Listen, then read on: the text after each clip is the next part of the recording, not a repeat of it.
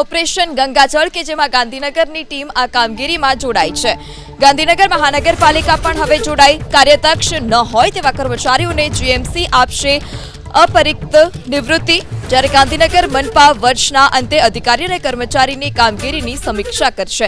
વારંવાર જે અધિકારી અને કર્મચારીની ફરિયાદ આવશે તેના પર તપાસ કરવામાં આવશે।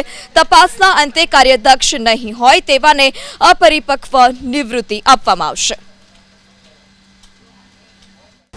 ગુજરાત સરકારની પ્રીમેચ્યોર રિટાયરમેન્ટ અંગેની કાર્યરીતિના નિયમોને અનુસાર ગાંધીનગર મહાનગરપાલિકામાં પણ કર્મચારીઓ અને અધિકારીઓ માટે 50 થી 55 વર્ષની ઉંમરે પ્રીમેચ્યોર રિટાયરમેન્ટનો અમે નિયમ સામાન્ય સભા દ્વારા પ્રસ્તુત કર્યો છે।